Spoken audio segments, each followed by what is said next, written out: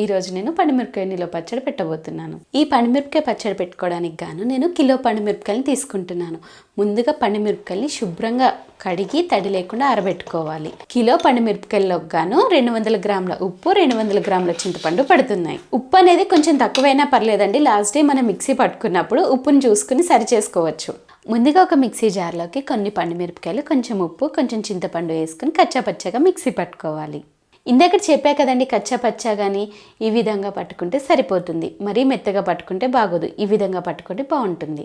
మిగిలినటువంటి పండుమిరపకాయలు, ఉప్పు, చింతపండు కూడా ఇదే విధంగా మిక్సీ పట్టి పక్కన పెట్టుకోవాలి. ఇప్పుడు ఇలా మిక్సీ పట్టుకున్న ఈ మిశ్రమాన్ని 3 రోజుల పాటు మూత పెట్టి పక్కన పెట్టుకోవాలి. పండుమిరపకాయ పచ్చడి పెట్టి ఇవాళకి 3 రోజులు అవుతుందండి. ఇవాళ దీన్ని తాలింపేస్తున్నాను.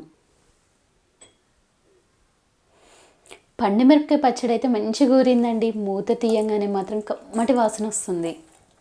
3 రోజుల పాటు పక్కన పెట్టి చెట్టుకున్నటువంటి ఈ పండుమిరపకాయ పచ్చడిలో 2 టీ స్పూన్ల మెంతి పొడిని వేస్తున్నాను.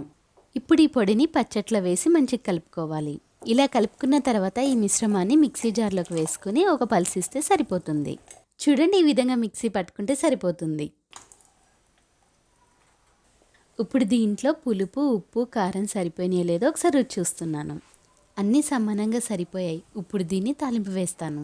3 రెమ్మల కరివేపాకు, 2 ఎండుమిరపకాయలు, మీ రుచికి తగ్గట్టు వెల్లుల్లిపాయలు వేసుకొని, నేనైతే ఒక చిన్న వెల్లుల్లిపాయ తీసుకున్నాను.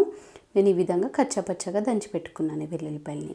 ఆవాలు 1 టీ స్పూన్, 2 టీ స్పూన్ల పచ్చిశనగపప్పును వేస్తున్నాను.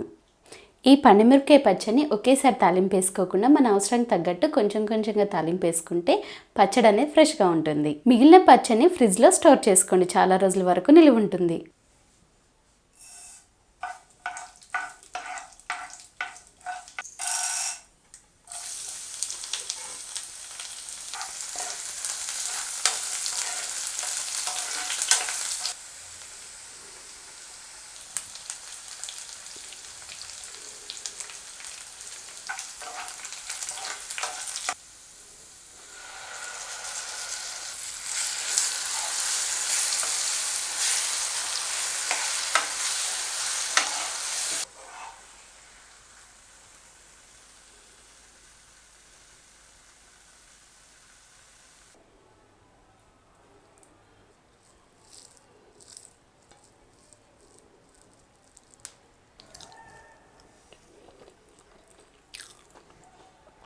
పచ్చడి అయితే చాలా బాగా కుదిరిందండి.